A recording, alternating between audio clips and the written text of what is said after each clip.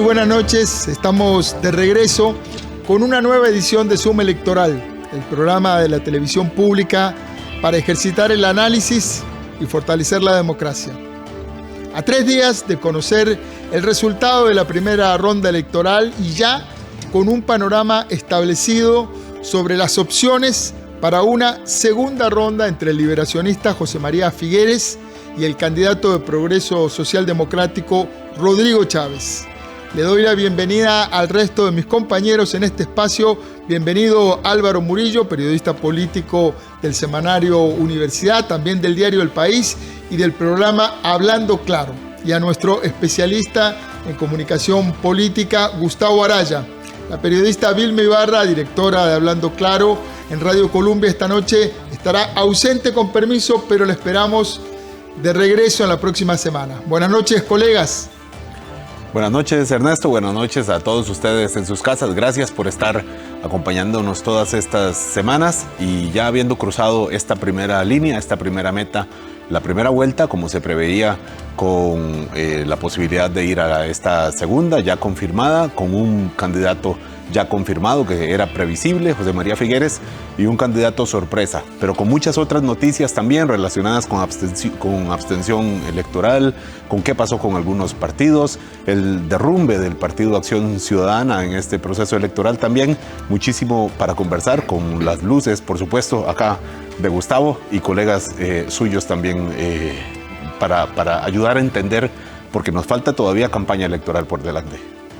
Buenas noches, muchísimas gracias por acompañarnos. Esperamos que este programa, al igual que todos los anteriores, sea de interés, pero especialmente de provecho, para que tengamos una decisión también que va a ser sumamente seria para el próximo día 3 de abril. Muy bien, muchas gracias.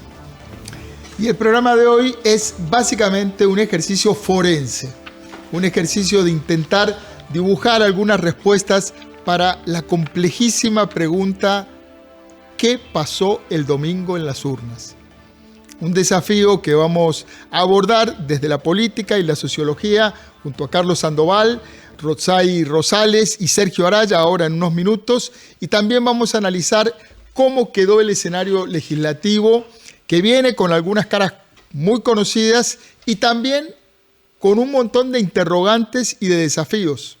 Los signos de este nuevo Congreso los vamos a recorrer junto a los politólogos Eugenia Aguirre y Daniel Calvo. Y sobre el final del programa analizaremos las estrategias políticas de los 2 candidatos a segunda ronda junto a Manuel Rojas, Rogelio Umaña y Saúl Buceta. Y por supuesto, todo lo que ocurre en redes y muchos datos. Vamos de inmediato a nuestro primer tema de fondo.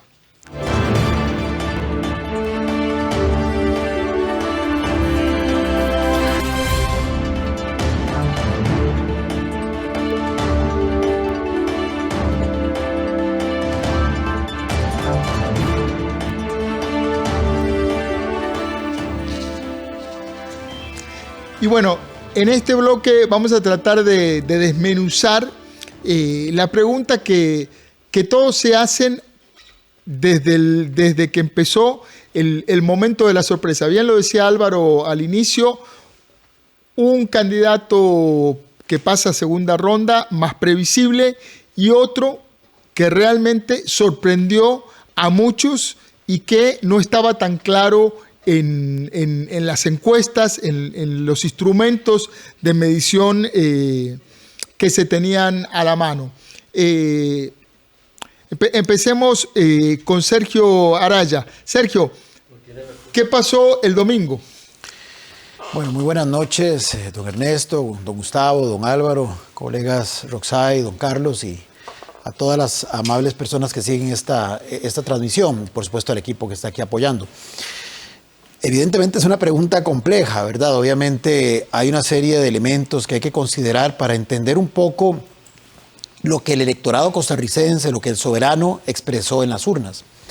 Yo diría que lo primero es que hay un segmento importante de la ciudadanía que no se sintió conectada ni con la oferta electoral, ni tampoco con las urnas, con la convocatoria a las urnas. Por ello, no es gratuito que tengamos el abstencionismo más alto de las primeras rondas, porque ahora hay que hablar así en términos de primeras y segundas rondas, de todo el siglo XXI. En promedio, en las elecciones de 2002, 2006, 2010, 2014 y 2018, estábamos en un 32,7% en promedio el abstencionismo.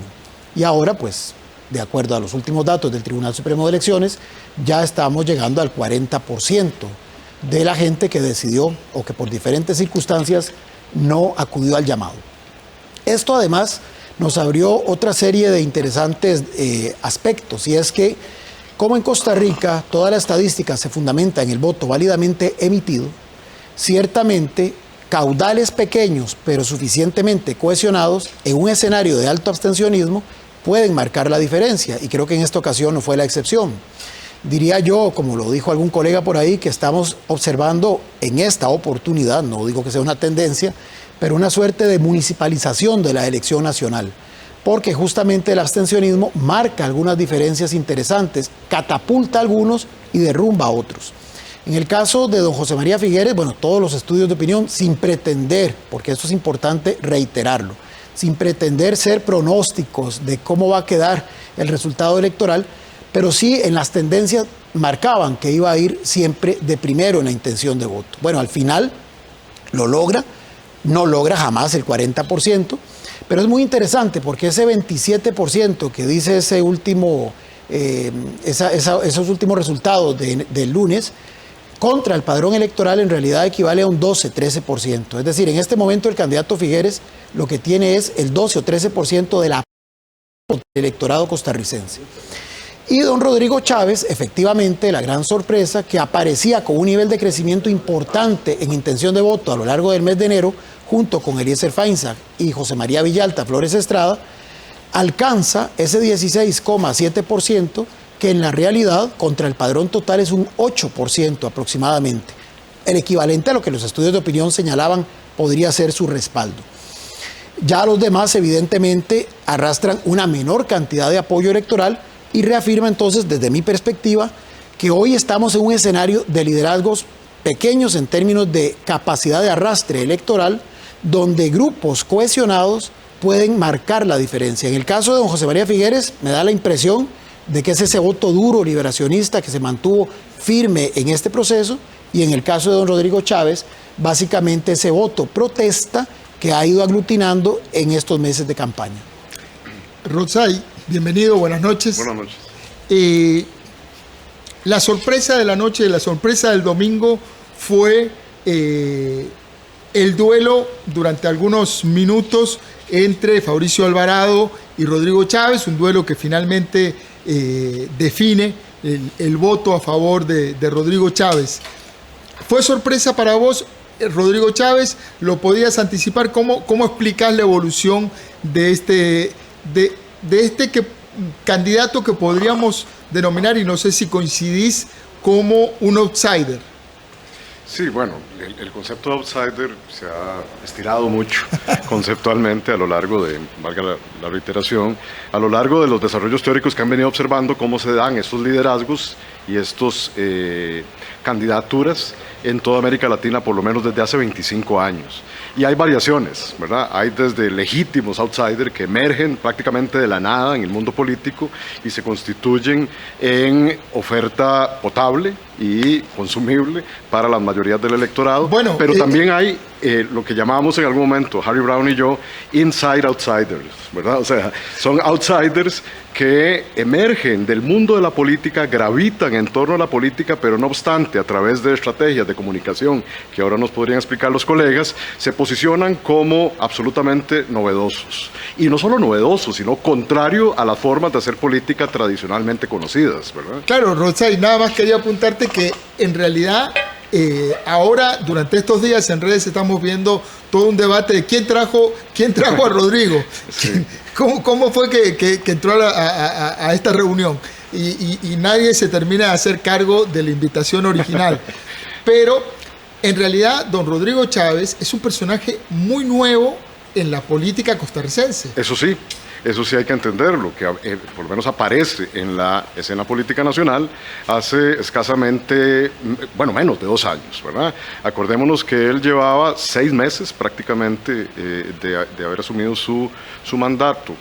su rectoría en el Ministerio de Hacienda cuando renuncia en virtud de los acontecimientos que se dieron, recordemos, en medio de la pandemia, que no son menores y que sería importante recordar porque muchas de sus posiciones desde el gobierno y frente a ciertos grupos de poder y frente a ciertos partidos políticos, pues evidentemente sí presentaba una anomalía de algún modo, ¿verdad? Un punto de inflexión entre lo que se consideraba era constante en el Ministerio de Hacienda y dentro de un gobierno PAC a lo que él llegó finalmente a proponer y que también de algún modo lo hizo posteriormente separarse o que lo separaran de su cargo a finales a mediados más bien del 2020. Don Rodrigo Chávez, en efecto, ahí es donde quiero hacer la acotación, sí aparece como un outsider, ¿verdad? Por esos rasgos que hemos dicho, pero no es una persona, digamos, completamente alejada del conocimiento de los asuntos públicos o de los asuntos gubernamentales desde sus distintas posiciones al interno de un organismo financiero internacional,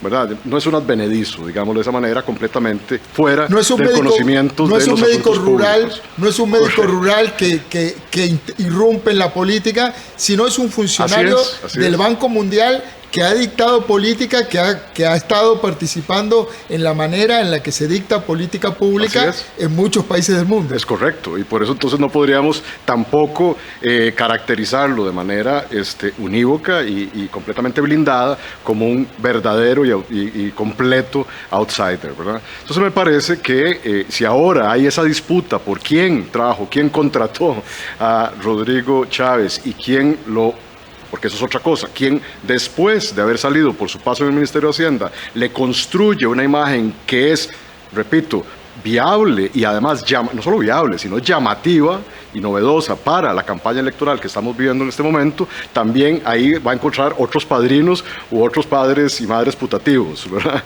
Y eso es importante entenderlo porque para bien o para mal, ese interrogante se mantiene como uno de los ejes de discusión más prevalentes en la agenda pública y mediática en estos últimos días.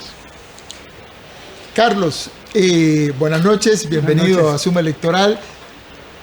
La pregunta es, en todo este escenario que culmina con esta dupla de candidatos a segunda ronda, ¿cómo interpretas el descontento popular? ¿Cómo se conjugó el voto cabreo, dirían los españoles, el voto enojo, para que el resultado fuera el que es, desde la sociología? Buenas noches nuevamente, Ernesto y colegas. Bueno, a mí me parece que, como decía Sergio, habría que resaltar el enorme abstencionismo, ¿verdad? Y si uno lo desagrega por provincias, las provincias costeras casi alcanzaron el 50%, de manera que yo diría que tenemos la enorme pregunta de si efectivamente la exclusión social se está manifestando en términos de abstencionismo. Los indicadores pareciera decirnos que sí, pero por supuesto que habría que hacer estudios mucho más sistemáticos y reposados en el futuro cercano. Lo otro que me parece muy importante decir es que no deja de ser irónico que este incremento del abstencionismo se da cuando tenemos la mayor cifra de personas candidatas a la presidencia. Podríamos decir que de alguna manera lo que vimos el domingo es que más significó más bien menos. Y eso es un dato también relevante, junto con otro que me parece también importante, y es que la doble postulación pareciera que no caló. Es decir, muchas apuestas a la presidencia en realidad eran apuestas por diputaciones, y eso no deja ver un efecto como pareciera que muchas personas candidatas, 16 de las 25, esperaban, ¿verdad? Un último apunte, Ernesto. Yo diría es que los resultados, bueno, del PAC ya se ha discutido mucho, los de Nueva República son interesantes, ¿verdad? Fabricio Alvarado pasó de ser una persona hace 4 años neoconservadora, más cercana a la religión, y lo transformaron en una especie de tecnócrata cercana a posiciones neoliberales, y pareciera que la fórmula claramente no funcionó, con un castigo también en las elecciones para diputados y diputadas. Gustavo, Roxay recién mencionó un término que me llamó la atención y me gustaría tu reflexión. Utilizó anomalía para referirse al fenómeno Rodrigo Chávez. ¿Es Rodrigo Chávez una anomalía en el sistema político? Es decir, algo que no se una partícula que no se comporta como las demás o que tiene una trayectoria diferente. Yo diría que sí, especialmente Ernesto, porque hay tres factores que me parece que inciden en su candidatura. El primero de ellos es el amplio desconocimiento que tenía Rodrigo Chávez, que logra apuntarlo en beneficio propio, ¿verdad? Teniendo incluso antecedentes de carácter negativo para la población, él aprovecha ese desconocimiento refugiado en la figura de una candidatura diputadil que le permite pasar por debajo del radar, ¿verdad? Es la figura diputadil la que de alguna manera, digamos que sin advertir, ¿verdad? Y más bien defendiéndole, se convierte, digamos, algo así como la distribución del riesgo político que estaba jugándose Rodrigo Chávez, número uno. Número dos, me parece que, como bien apunta Roxay también, hay un elemento sustantivo y es que Rodrigo Chávez es un inside outsider, ¿verdad? Es alguien que efectivamente ha estado en política pública, que efectivamente ha tenido incidencia en la política pública costarricense. Bastó unos pocos días, alrededor de 180 días en el gobierno, para haberse constituido una figura también polémica, y lo suficientemente polémica para dar a entender la fisura que es por la que estaba pasando el partido de gobierno, para entender sus propias contradicciones, por otro lado, pero además para, digamos, ser lo suficientemente conocido, entre comillas, como para que efectivamente ya dejara algunos rastros o algunas huellas respecto a sus posiciones digamos, en materia fiscal y demás. Y el tercer elemento que me parece sustantivo para entender esta partícula que no tiene un comportamiento normal dentro del juego político, es que efectivamente, digamos, hereda, y aquí sí es un tema bastante interesante, hereda, por decirlo de alguna manera, y esto me parece que es muy digamos, habría que seguirlo estudiando, de que existe un grupo de costarricenses que apuestan efectivamente por una figura fuerte, por una figura cuasi despótica, que apuesta por una figura mesiánica, que le importa poco o nada la institucionalidad del país o tener razón respecto de cómo referirse a la institucionalidad del país, pero se coloca ahí y hereda precisamente, digamos, como lo llamó Mario Quiroz el otro día, un bolsón electoral que le vuelve a ver y que le resulta suficiente materia prima, ¿verdad?, electoral, suficiente caudal electoral para hacerlo notorio y que se cuele en esta segunda ronda. Pero yo quisiera agregar aquí y preguntarle precisamente a don Sergio Alvarado lo siguiente. Hay, decía Sergio con el tema de los datos, ya llevados a padrón total. Hay un descalabro de las candidaturas de doña Linet Saborío y don Fabricio Alvarado. No es que Rodrigo Chávez sube. O sea, hay una falacia detrás del apunte que dice que fue que los indecisos a última hora se decidieron por él. No. Ya el porcentaje que tenía lo tenía suficientemente contado, pero pareciera que más bien fue merced al desplome de los otros dos, que él tiene un desplome relativamente menor y logra colarse. ¿Es así?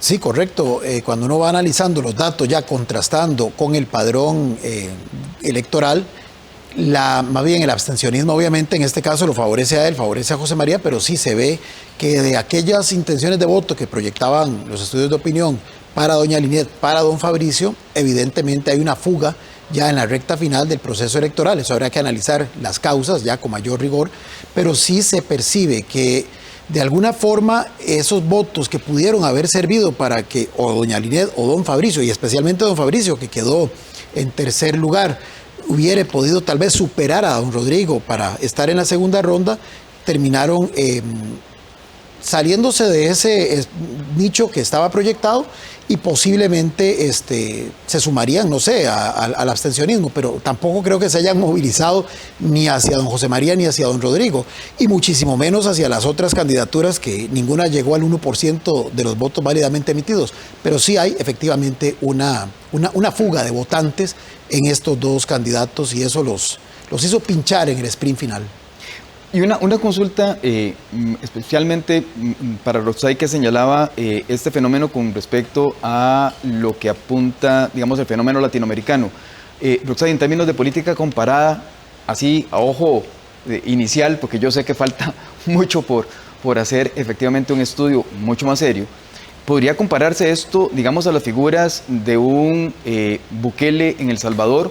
En el caso particular de Rodrigo Chávez, digamos que siendo una figura menor relativamente en una alcaldía, logra una presidencia de la República, o un paralelismo, digamos, con un candidato como Bolsonaro en Brasil, que también, digamos, no tenía una exposición lo suficientemente amplia como para que por lo menos las encuestas hicieran prever que lograba precisamente llegar en una contienda tan cerrada como la tuvo al asumir el poder? Sí, bueno, hay, repito, múltiples ejemplos de lo que se ha llamado nuevos caudillos o outsider en América Latina. Y repito, hace por lo menos 30 años cuando se empieza a ver sistemáticamente este fenómeno repetirse en muchos de nuestros países.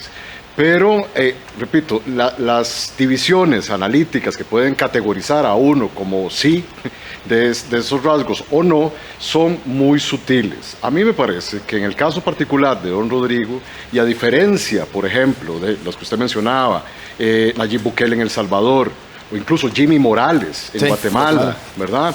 O el caso del expresidente de Panamá, recientemente conducido a un proceso judicial importante, estas personas sí habían tenido cierta experiencia política previa, ¿verdad? Política nacional, ¿verdad? Estamos hablando. El caso de Jimmy Morales había sido gobernador de Misco en Guatemala. Nayib Bukele, en efecto, había militado durante mucho tiempo, recordémonos, en el frente, correcto, en la izquierda de El Salvador, pero Rodrigo Chávez no, ¿verdad? Rodrigo Chávez prácticamente se construye a partir de ese paso relativamente vertiginoso y no muy pacífico por el Ministerio de Hacienda, pero, repito, como comentábamos ahora con don Ernesto, había tenido y conocía quizás como ninguno de estos otros que hemos mencionado con anterioridad, lo que llamamos la cosa pública, ¿verdad? El estado de la política, y no solo en Costa Rica, sino en muchos países del mundo desde su posición en ese organismo financiero internacional. De modo que hay diferencias, ¿verdad?, sutiles, pero que cuidado, en esas diferencias puede estar también la clave eventual del ejercicio de un gobierno de corte. Introduzcamos otra categoría hoy tan de moda en la discusión sobre las democracias contemporáneas, de corte populista o no. Y ese va a ser también otro tema que me parece va a aflorar con suma fuerza durante estos 2 meses que nos van a llevar hasta el mes de abril en la segunda ronda electoral. Ahora yo tenía un set de aquí de preguntas para abordar el tema del populismo y tratar de... Porque muchas veces desde los medios de comunicación caemos en la trampa, en la necesidad de tener que colgarle un cartelito a la gente con una categoría y decir, bueno, es tal cosa. Bueno, ahora analizamos la categoría zoológica. Pero hay otro elemento que me parece que quería consultarle a Carlos, y es el tema de la orientación en términos derecha-izquierda. Daría la impresión de que el electorado giró unos grados hacia lo que tradicionalmente se considera la derecha en las últimas 2 elecciones. Estaba pensando en el ambiente previo a la elección de Luis Guillermo Solís, en donde había un ambiente muy proclive al progresismo. Uno lo sentía en las conversaciones, en la calle, etc.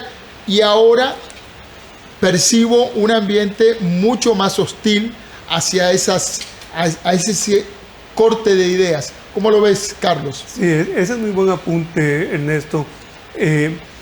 Primero decir que la palabra derecha no está en nuestro vocabulario político.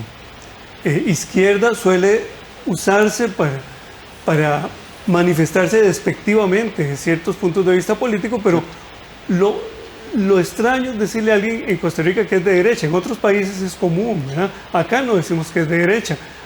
Y, como usted dice, hay partidos que se han manifestado explícitamente que lo son, ¿verdad? Si uno ve los últimos cortes de las elecciones del domingo, por ejemplo, el partido de don Eli Feinsack prácticamente alcanzó a la Unidad Social Cristiana y claramente está más a la derecha, ¿verdad? Rodrigo Chávez ha manifestado que tendría ciertas reservas para conversar con José María Villalta porque él lo ve muy a la izquierda, es decir, si él lo ve a la izquierda, pues eso lo retrata a él más bien cerca de la derecha. Yo diría que sí, que hay un desplazamiento hacia la derecha y también en términos de los votos que sumaron algunos partidos, eso se manifiesta. Y me parece que eso nos sirve de puente, sin duda, para hablar de este concepto que introdujo Rothschild, que es el populismo, ¿verdad? A mí me parece que frente al descontento con la política, las modalidades de populismo emergen y me parece que en Costa Rica no es ahora que emergen, ya han emergido en otras elecciones y uno incluso podría encontrar una cierta continuidad entre las manifestaciones de esta campaña electoral del 2022 y especialmente la campaña anterior, pero ahorita podríamos hablar de eso. Vamos a aprovechar como audiencia y como periodista que tenemos varios doctorados sobre la mesa. Hay muchos años de lectura política aquí en este estudio en este momento. Entonces, una de los elementos que tradicionalmente el público tiende a confundir es que cuando se habla de populismo se habla de líderes de corte de izquierda o de centroizquierda. Y en realidad el populismo es un poco más amplio. ¿Cómo definirías, Gustavo Araya, el populismo? El populismo en realidad no es ni de izquierdas ni de derechas, ¿verdad? El populismo es un fenómeno que está presente precisamente en cualquiera de las vertientes o de las posiciones ideológicas que existen. Pero generalmente lo caracterizan tres elementos. El primero de ellos es efectivamente, digamos, la apelación general a la totalidad de la población, ¿verdad? De hablar en términos de, digamos, en este caso, en la campaña electoral, de hablar a nombre de Costa Rica, ¿verdad? Y esto lo vemos muy comúnmente, y esto, de nuevo, especialmente en ciertas candidaturas que tienen este rasgo populista, han venido refiriéndose a que ellos sienten cómo Costa Rica ha sufrido tal cosa. Nosotros hablamos a nombre del país completo, ¿verdad? Esta es como la referencia normal. Uno, hablar de el país como si ellos fuesen las voces autorizadas para interpretar la totalidad de la nación. El segundo elemento es la sobresimplificación de los problemas nacionales, ¿verdad? Hay una sobresimplificación, entonces por ahí aparecen las frases de vamos a gobernar a través de referéndum, cuando la Asamblea Legislativa no lo haga, vamos a trabajar el tema de, por ejemplo, las telecomunicaciones haciendo enjambres satelitales, y todo suena muy bonito, ¿verdad? Porque la gente no entiende cuál es una y otra, ¿verdad? Vamos a reformar la Constitución para poder hacerlo. Entonces, estas apelaciones, esta sobresimplificación de los problemas, pensando que todo se arregla con una ley, que todo se arregla con voluntad política, que todo se arregla, ¿verdad? Es precisamente la tercera característica. Como hay una sobresimplificación de los problemas, hay también una simplificación extrema de las soluciones. Y generalmente estas soluciones vienen, digamos, de la mano o envueltas en voluntarismo, ¿verdad? Yo sí puedo, yo soy el único, yo soy el que ofrezco, ¿verdad? Etcétera, etcétera. Ese mesianismo que caracteriza precisamente estas figuras, tiende a generar la hipótesis o la imagen ante la ciudadanía de que lo que se necesita es efectivamente ese hombre fuerte, ¿verdad? Esa voluntad política por encima de todos los demás, ¿verdad? Y bueno, esas es, digamos, las tres características fundamentales que podría uno definir como populismo. Ahí el tema también, muchas veces el populismo a nivel mediático se asocia a Latinoamérica, cuando en realidad Europa ha tenido gobiernos populistas muy importantes. Pensaba en Mussolini, ¿verdad? Que es casi el que... Berlusconi, más para acá, Berlusconi, que prácticamente inventaron o redefinieron en términos olímpicos ya el término. Rothschild, ¿cómo le ha ido a Latinoamérica en experiencias populistas? Bueno, tampoco es un fenómeno nuevo, ¿verdad? En América Latina, ¿verdad?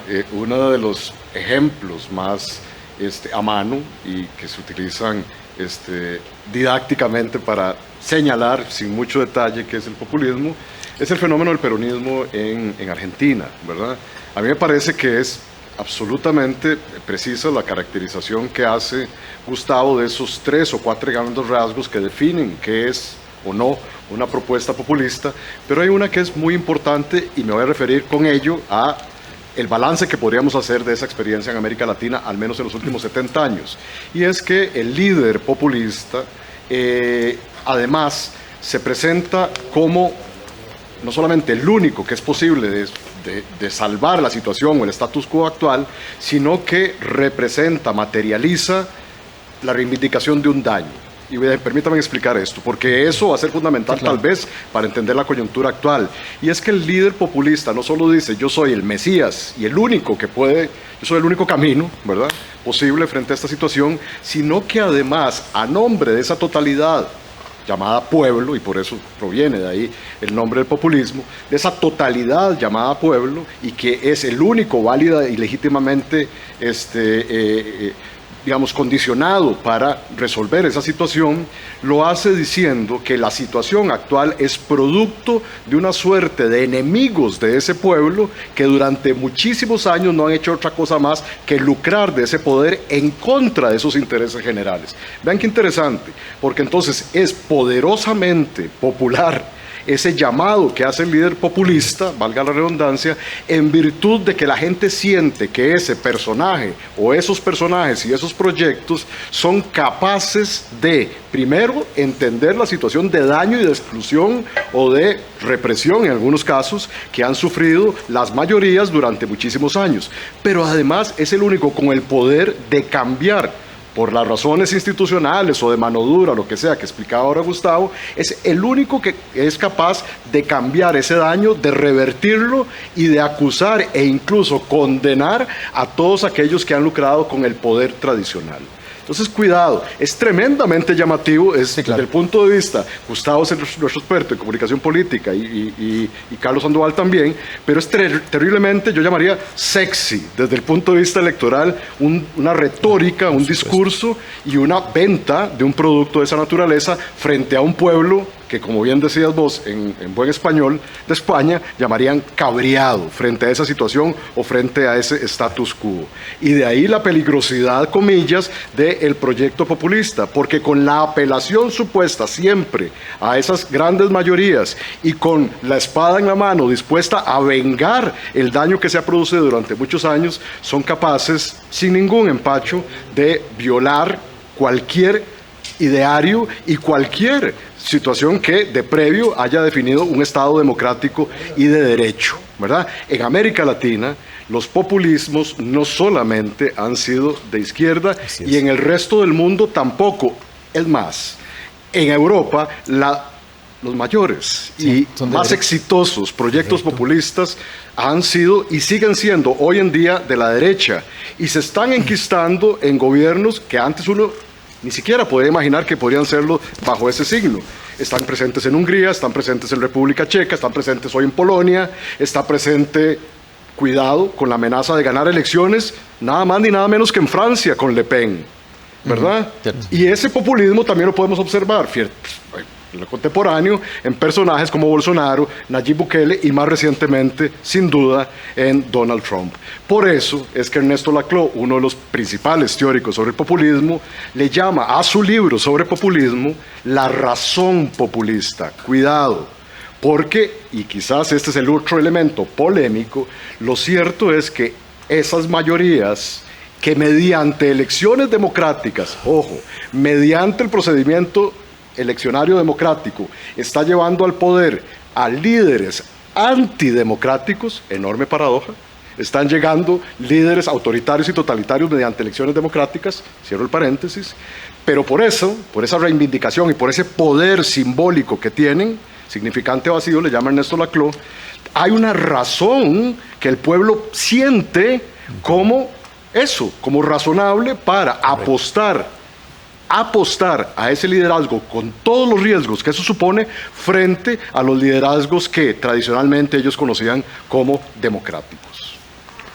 Interesante, mucho para digerir, mucho para pensar. Creo que van a ser 2 meses muy intensos y en donde se cambia el eje del razonamiento. Para la primera ronda, el electorado estuvo tratando de razonar y un poco encandilado, ¿verdad?, ante las 25 opciones, sin lograr decidirse, y quizás una parte de ese abstencionismo son electores encandilados que finalmente se dieron por vencidos y dijeron, de ahí, no me decidí, no lo logro y tal. Un factor de esta indecisión que dominó por lo menos la primera etapa de la primera ronda tenía que ver con que, a pesar de que ha pasado el tiempo y de que hay un anhelo por volver a ciertas seguridades, todavía hay una fracción del electorado que tiene mucha resistencia con el bipartidismo. Y una de las opciones fuertes era parte de ese bipartidismo, que es Liberación Nacional. José María Figueres logró vencer una parte de eso y, a pesar de un montón de opiniones negativas, fue el candidato que mejor performance hizo. ¿Cómo ves que le vaya a jugar esa sombra en la segunda ronda, Sergio? Sí, el desafío que tiene don José María, como decía en mi primera intervención, es ir más allá de ese espacio, digamos, de voto duro, ¿verdad? Yo no puedo, obviamente, no hay forma de probar que efectivamente todos los que fueron el 6 de junio son los mismos que acudieron el 6 de febrero a respaldar a Liberación Nacional. Pero vea qué interesante, con ese corte del lunes, si me baso en lo que dijo el Tribunal Interno de Liberación Nacional el 6 de junio, básicamente la diferencia, digamos, gana votación apenas como en un 65,000 votos al corte del pasado lunes. O sea, eso significa que ese techo que se le notaba a don José María, por lo menos en esta primera elección, parece que no lo ha logrado traspasar. Ahora, eso no significa que obviamente va a comenzar a buscar otros espacios. Aquí puede darse un fenómeno muy interesante, y es que, a propósito de lo que decían Gustavo y Roxay, ya esta segunda parte tiene otra dinámica. Perfectamente don José María, y creo que por ahí se va visualizando la estrategia de campaña, va a tratar de reivindicar que, si bien no logra convencer a ese otro segmento del electorado de, entre comillas, sus bondades y de que voten por él en positivo, pueda convertirse en este escenario específico donde hay que escoger entre José María Figueres y Rodrigo Chávez, con lo que podría representar en el marco del populismo, ya aquí conversado por los colegas, la alternativa más potable para mantener el sistema democrático, digamos, a flote. Si lo consigue o no, eso lo vamos a ver en las urnas, pero sí me parece que podría, con ciertas características un poco diferentes, porque la temática es otra, pero tratar de reeditarse lo vivido hace 4 años, cuando justamente un segmento del electorado que logró movilizar el hoy presidente de la República no necesariamente fue por respaldarlo a él, sino para evitar que su contendor llegara a la presidencia. Creo que por ahí va a apostar el tema, porque sí me parece que es ya evidente que ese techo que tiene don José María en términos de posicionamiento en el electorado no lo va a poder corregir. No lo corrigió en todo este periodo y no lo va a corregir en 2 meses. Interesante lo que plantea Sergio, y me lleva a la pregunta para Carlos Sandoval. Lo que planteas en esencia, Sergio, es que llevamos 4 u 8 años en matrimonios por conveniencia. Correcto. Y no por amor. No se logra esa chispa de entusiasmar, de enamorar. Ninguno de los candidatos ha logrado encender eso. Sociológicamente, eso, ¿cómo podría funcionar, Carlos Sandoval, en términos de conductas grupales? Porque la gente tiene que apelar a las matemáticas y no al corazón para decidirse. Bueno, Ernesto, yo quisiera, antes de entrar a ese tema que usted ha nombrado, matrimonio por conveniencia, regresarme por razones de cautela al tema que planteaba Roxay en relación con el populismo, y luego voy a tratar de volver a la candidatura de don José María Figueres. Y es en este sentido. A mí me parece que un elemento que complementa lo que Gustavo y Rosay decían sobre el populismo tiene que ver con los rasgos de masculinidad. Los ejemplos que ellos nos daban son todos de varones, de figuras masculinas que protagonizan y dominan la política. Y quizá algunas personas que amablemente nos ven esta noche se estarían preguntando, bueno, pero ¿cuál es un ejemplo de populismo? Bueno, a mi manera de ver, la expresión que usa Rodrigo Chávez de yo me compro la bronca para decir yo voy a arreglarles esto, es un ejemplo, me parece a mí muy didáctico de qué queremos decir con populismo. Es decir, es una figura masculina con una actitud mesiánica que frente a un país que él mira destartalado, él se considera capaz de comprarse la bronca. Es decir, la bronca se llama Costa Rica y él es el actor que va a intervenir.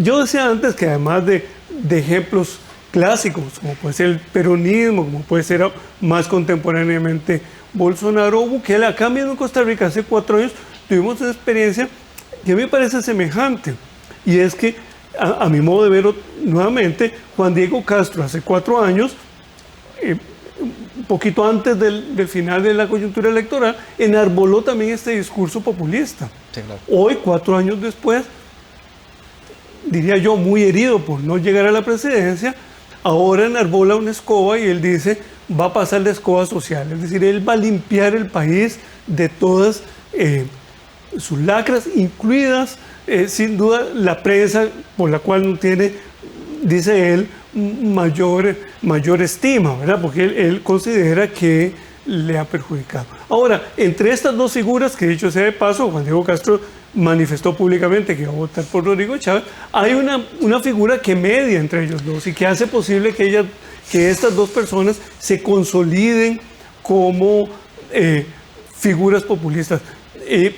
Juan Diego Castro llegó a la televisión y en la televisión se consolidó como referencia de país, y también don Rodrigo Chávez encuentra en doña Pilar Cisneros diríamos en los análisis como los que hace Ernesto Laclau, que menciona Gustavo, una destinadora que hace posible que esa figura recale en ciertos sectores del imaginario. Ahora, respecto a Liberación Nacional y la candidatura de José María Figueres, sí es un enorme reto, ¿verdad? El gran reto que tiene el Partido Liberación Nacional, me parece a mí, y otros partidos socialdemócratas, es si pueden reivindicar una agenda socialdemócrata en estos tiempos.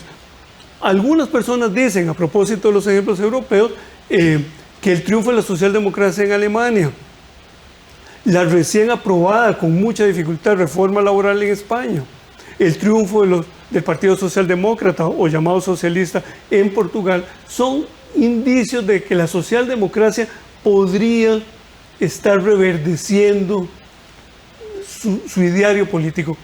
Habría que ver si eso en Costa Rica cala, ¿verdad? Hay algunas propuestas en el programa de Liberación Nacional muy interesantes, ¿verdad? Ellos nos dice el programa, ¿verdad? Y eso habría que tomarlo como una promesa muy importante, que van a llevar la tasa de desempleo al 7% 4 años después, que van a disminuir a la mitad la pobreza extrema y que introducirían la renta mínima familiar. Eso dice el programa. ¿Es posible? ¿Hay compromiso de partido? ¿Será posible llevar eso a la práctica? Eso que dice el programa de Liberación Nacional y que ustedes pueden ver en el sitio web del Tribunal Supremo de Elecciones. Ahí hay, me parece a mí, una gran pregunta, y no deja de ser cierto que también es una gran oportunidad. Muchísimo por analizar en un foro, en un bloque completo. Vamos a tener tiempo para seguir dándole vuelta y hilando y además asimilando, porque lo interesante de estos procesos es que es historia en acción.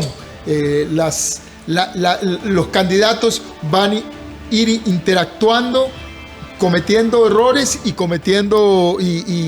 produciendo hechos favorables a su candidatura. Entonces vamos a tener mucho tiempo y muchas cosas que analizar. Muchísimas gracias, Sergio Araya, Roxay Rosales, Carlos Sandoval, por este tsunami de ideas. ahí se las dejamos para que, como los cuadrúpedos, vayan pasando de un estómago a otro y tratando de asimilar todo lo que se dijo. Nos vamos a un corte y ya venimos.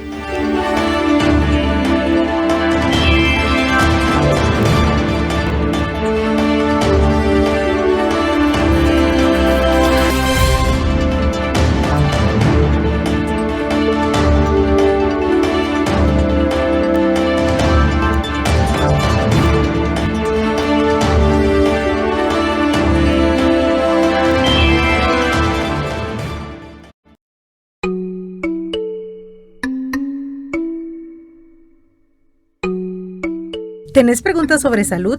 Aquí encontrarás las respuestas. Los lunes tendrás una cita con un especialista que responderá en vivo todas tus preguntas sobre salud. Cada semana, un especialista distinto abordará un tema nuevo. Consulta en directo, muy pronto, por 13 Costa Rica Televisión. Diversas coreografías, sus bailarines y coreógrafos.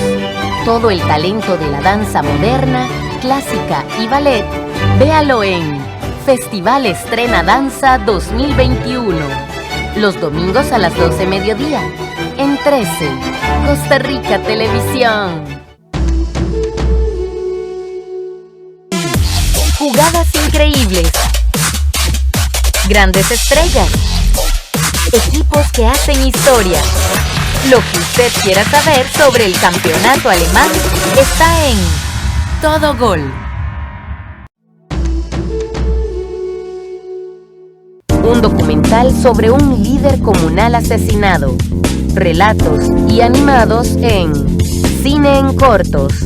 El jueves 10 de febrero a las 9 de la noche y el domingo 13 a las 11 de la mañana. Aquí en 13, Costa Rica Televisión.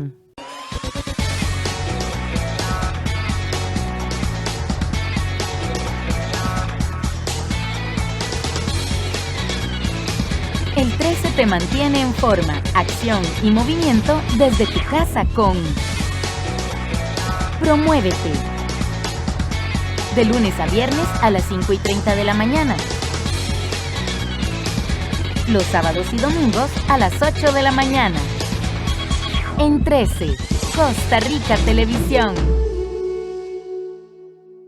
Este es el programa de televisión costarricense que desde hace 15 años promueve la inclusión de personas con discapacidad y personas adultas mayores. Conscientes de esta oportunidad, aprovechamos el espacio para compartir con ustedes contenidos de calidad que le aporten a su vida y de los que ustedes son partícipes.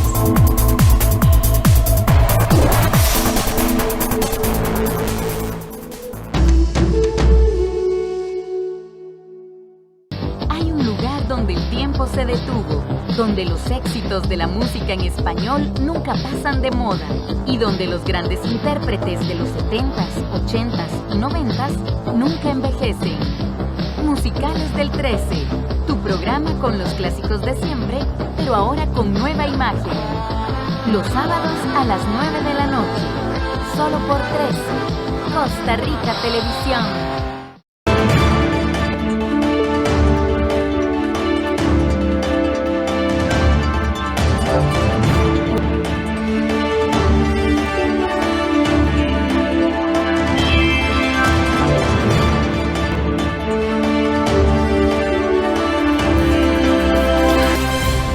Es claro que las redes sociales fueron el cauce por donde transitó muchísima de la información de la campaña, muchísima de la información de la jornada electoral y de la post-jornada.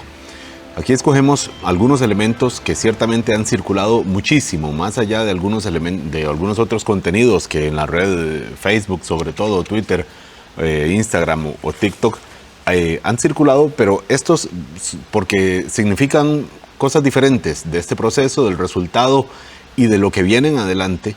Entonces vamos a ver primero un primer contenido. Adelante, Carlos, por favor. Costarricenses, desde la noche del pasado domingo estoy sufriendo de acoso mediático y difamación. Hoy me veo una vez más en la obligación de desmentir los rumores de agresión que circulan en redes sociales respecto a mi relación con José María Figueres. Estos rumores son absolutamente falsos. Por mis responsabilidades profesionales como funcionaria internacional, me mantengo al margen de la política nacional. Sin embargo, una campaña de desinformación y malintencionada utiliza mi nombre en redes sociales con falsedades para atacar. Claro, muchísimos de ustedes habrán visto este video, probablemente aquí, en el celular que llevamos todos pegados a la mano. Los que no probablemente hayan visto las noticias alrededor de este video. Obviamente se refiere a rumores que han circulado de unas supuestas agresiones que habría sufrido doña Yosette Alman, que fue esposa de don José María Figueres. Esto, por supuesto, en el marco de la discusión sobre el machismo, lo que hablaban antes acá Carlos Sandoval, la idea de la masculinidad, por supuesto a partir de la denuncia por acoso sexual que enfrentó don Rodrigo Chávez en el Banco Mundial, por lo que fue sancionado por conductas inapropiadas y que se convirtió en uno de los temas a la primera campaña. Más allá de si se habla de esto o no, porque del llamado a la campaña limpia que hicieron los dos candidatos presidenciales, ciertamente la propia noche electoral, al saberse ya contendores para una segunda ronda, obviamente circulan rumores que en los tiempos en donde no habían estos aparatos y no habían las redes sociales, difícilmente transitaban con facilidad entre la población. Ahora, por supuesto, por eso se llaman virales.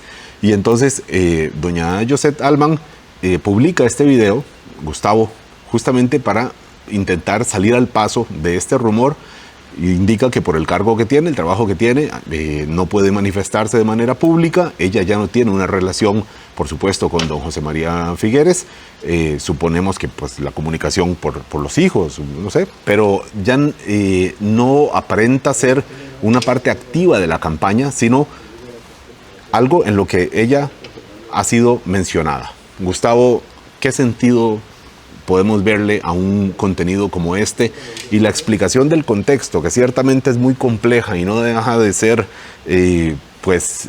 imposible de abarcar el tema del machismo, de los arquetipos, digamos, de macho que están puestos también en esta segunda parte de la campaña electoral, Gustavo. Sí, lo primero que hay que destacar es que la política también es personal. La política no solamente es un asunto de carácter programático, ojalá lo fuera, solamente esa parte, sino que también entra a jugar fundamentalmente los elementos de carácter personal y por lo tanto las actitudes, los valores, las acciones, ¿verdad? Y el pensamiento de las personas que ocupen el cargo público, en este caso de la presidencia de la República, que hoy están debatiéndose para la próxima elección del 3 de abril. Y entonces en eso hay que tenerlo claro, y las redes sociales se están poniendo cada vez más en evidencia, eso que ya, como bien decías, estaba presente en alguna forma en todos los procesos electorales, pero ahora lo que pasa es que está mucho más a la mano. El tema de lo personal es fundamental. Recuerdo una entrevista en televisión de la colega Liliana Carranza, ¿verdad? Digo colega en términos de periodista, colega de ustedes, donde efectivamente trabajó el tema de un eje de determinar cuáles eran las condiciones personales a la hora de ejercer el poder en una institución. Pero bueno, eso es fundamental y por lo tanto, sepámoslo, que la campaña política va a girar en términos de lo personal, número uno. Número dos, me parece que también hay un tema relevante con respecto a las declaraciones de doña, de la señora expresidenta Yosette Alman, primera dama, ex esposa de don José María Figueres. Y es que al salir a desmentir, ella es una figura pública altamente conocida y especialmente ya es una figura de carácter internacional. Ella tiene un puesto internacional en la Facultad Latinoamericana de Ciencias Sociales y efectivamente también ella, digamos, no puede darse el lujo, por decirlo de alguna manera, de salir a decir públicamente algo con lo que alguien después eventualmente logre sacar algún documento probatorio de algo, como fue lo que se dijo en algún momento, ¿verdad?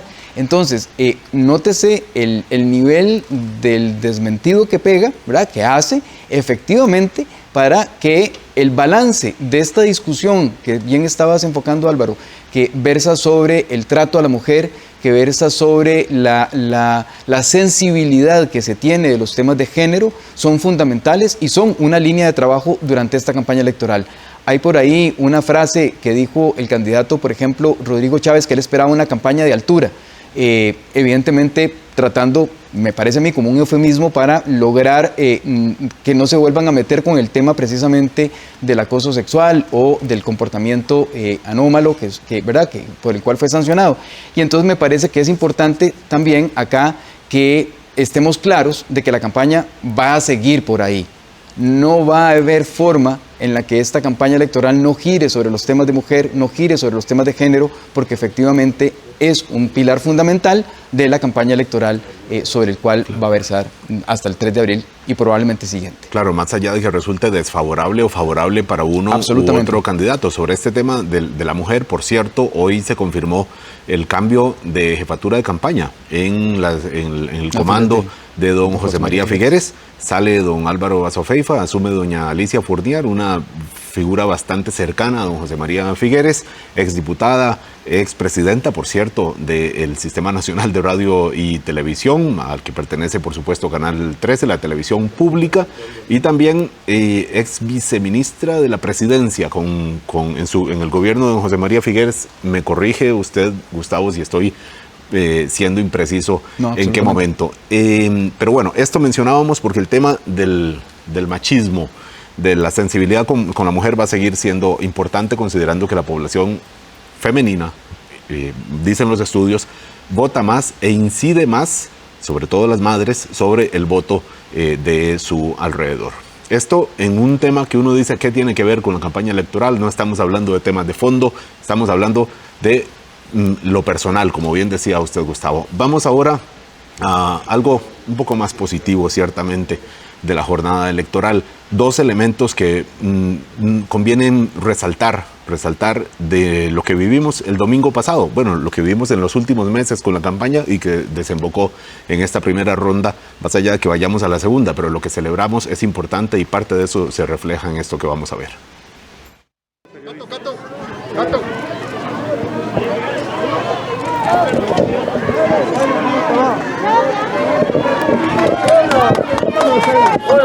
Hola. Esto es parte de la vida que se vive.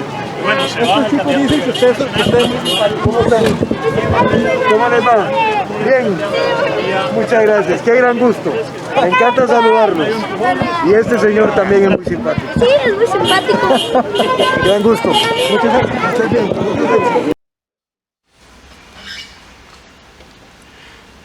Si quiere, vemos comentemos la verdad, ahora vemos este otro que también da para valorar y dimensionar el proceso electoral que tenemos.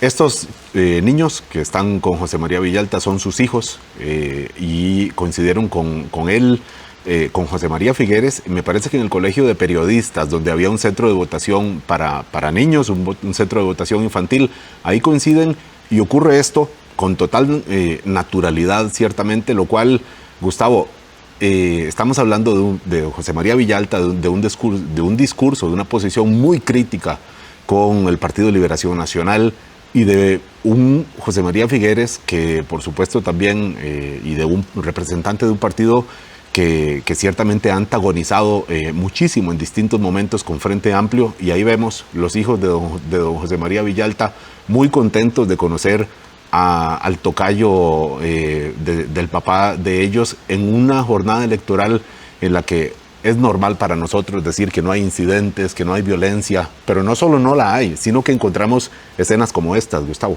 Sí, una escena que no se repetiría, hablando precisamente, o que no se repite normalmente, que hablábamos de otras latitudes, de otros países latinoamericanos, y que efectivamente en Costa Rica se da. No solamente, lo primero, desprovistos de seguridad los candidatos.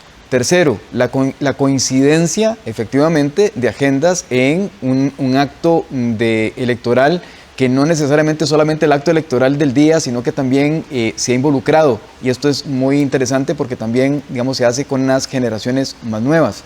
Y tercero, el ojo de lo político como un ojo de relaciones humanas, en donde efectivamente, más allá de las diferencias que se puedan tener desde el punto de vista ideológico, desde cualquiera otro de los elementos que hayan destacado, como decías Álvaro, en el caso de don José María Villalta, que ha sido crítico de don José María Figueres, muy crítico de él, el Partido de Liberación Nacional, no le impide, digamos, aquí el dicho de lo cortés no quita lo valiente, es el que se me viene a la mente de primero cuando uno ve este tipo de cosas y que fácilmente se podrían convertir en una noticia internacional, el tipo de política que se vive acá en Costa Rica.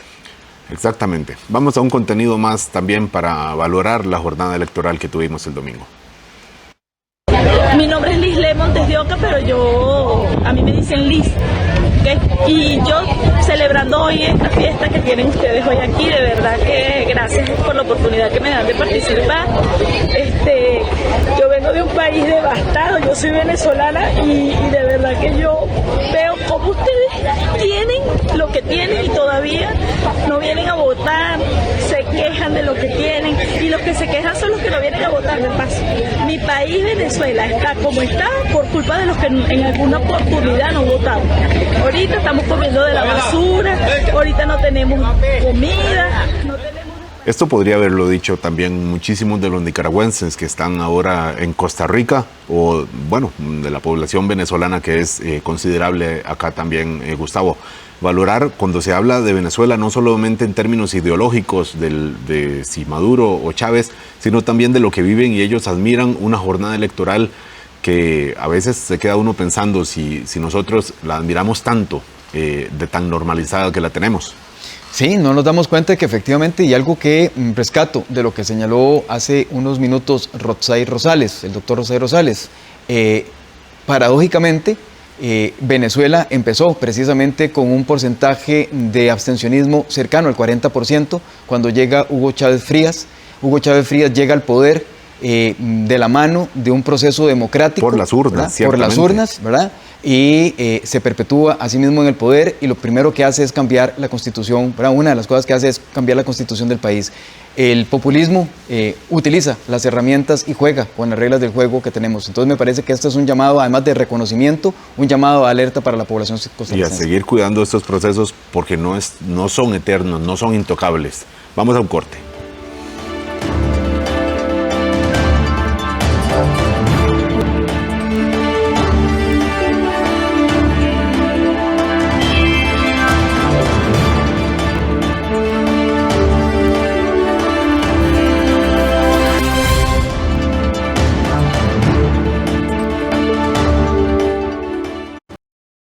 Esta semana en Hanako y Ana. Una pregunta. ¿En qué escuela estudiabas antes de venir a esta?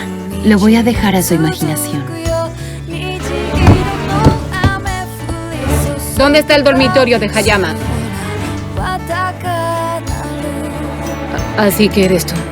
¿Creen que es verdad que Renko Hayama vino a esta escuela porque quiere estudiar? De lunes a viernes a las 2 de la tarde. Aquí en 13. Costa Rica Televisión. La cara más emocionante del deporte. Entrevistas a estrellas y reportajes de todo el mundo. Todo deporte. Lo que sabemos de la vida lo encontramos en el deporte. Los domingos a las 8:45 de la noche. En 13. Costa Rica Televisión. Nos sumergimos en la cultura afrocaribeña en dominio documental con cantos y juegos tradicionales en creole, manifestaciones musicales del Caribe Centro-Sur Costa Rica e identidades, lengua criolla de Limón. El jueves 10 de febrero a las 10 de la noche y el domingo 13 a las 10 de la mañana y 7:30 de la noche. Cortesía de la Dirección de Cultura del Ministerio de Cultura y Juventud. Aquí en 13, Costa Rica Televisión.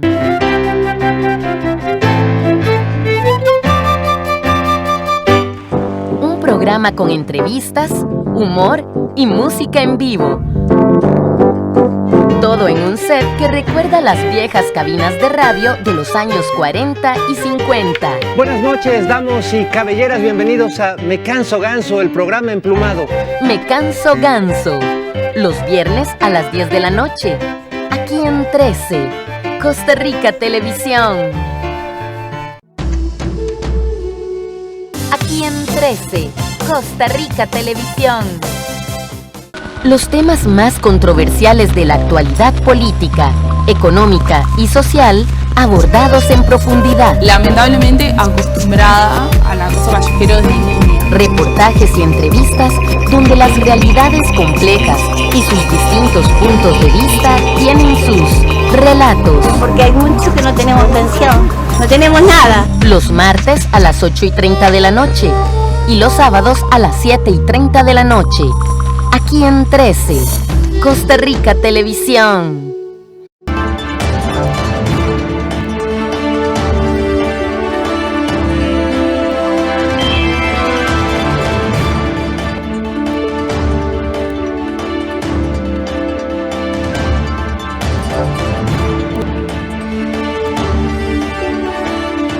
Estamos de regreso en Zoom Electoral, 9 de la noche con 9 minutos, analizando el día después, los días después de esta primera ronda.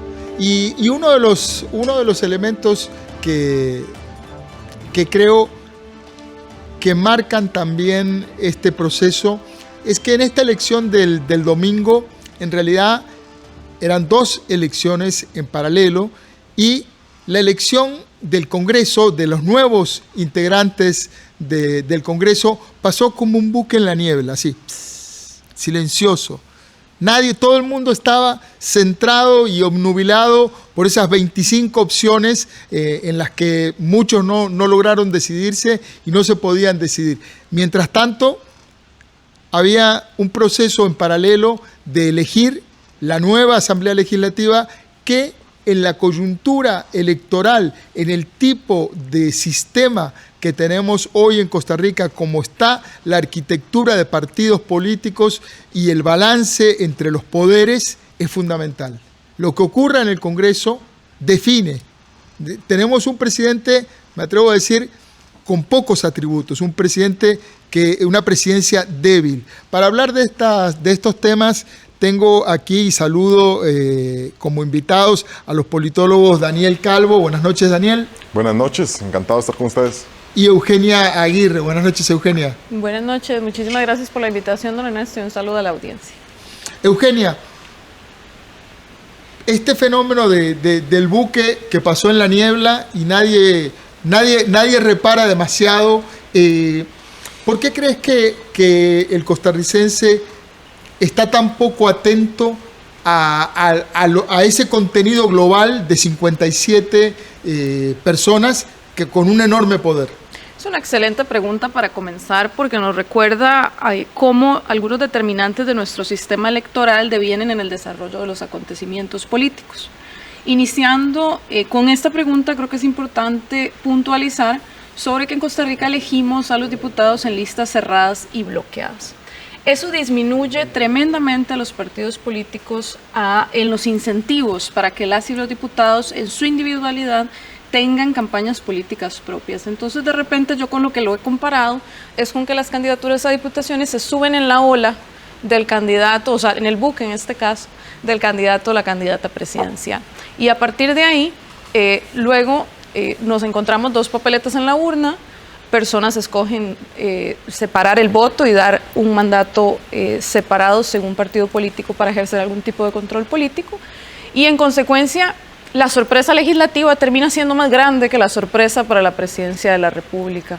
Una asamblea que, si querés, entramos por ahí rápidamente. Me encantaría dejar constando que hoy leía un reportaje donde nos recordaba que desde 1966 había en la Asamblea Legislativa fracciones unipersonales. En esta elección, la fracción más pequeña, las dos fracciones más pequeñas tienen 6 diputados y diputadas. Eso va a ser interesantísimo en términos de los reacomodos, de cómo se vienen haciendo las cosas para alcanzar los acuerdos. Otro tema interesante, por supuesto, es la llegada de 3 partidos políticos nuevos al Congreso y valorar cómo se van desarrollando los liderazgos alrededor de figuras que es la primera vez que llegan al Congreso, a excepción de Fabricio Alvarado, y que además lo hacen bajo una estructura partidaria que no tiene tradición en lo legislativo, ¿no? Y eso pesa muchísimo en ya lo que es la práctica, lo cotidiano.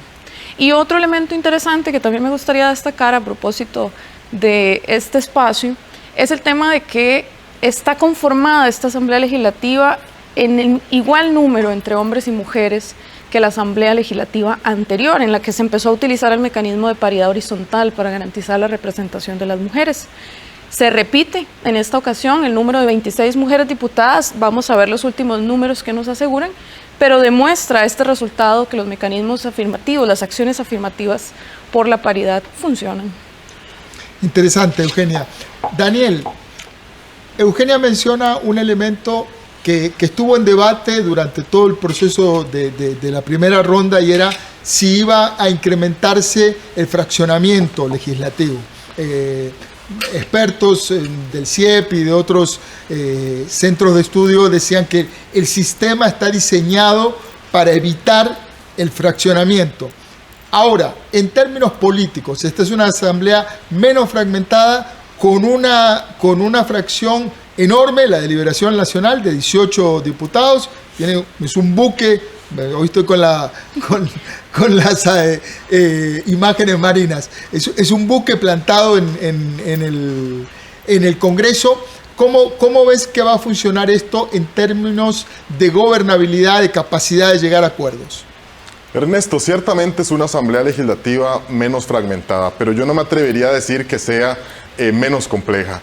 Y creo que también aquí la diversidad de agrupaciones con distinto signo ideológico pues pudiera marcar elementos tanto positivos como negativos. Positivos me refiero a que posiblemente existirá un mayor balance, un tema de pesos y contrapesos entre agrupaciones, que ha sido uno de los elementos que le criticaron mucho a esta Asamblea Legislativa, que la gente se preguntaba dónde estaba verdaderamente la oposición.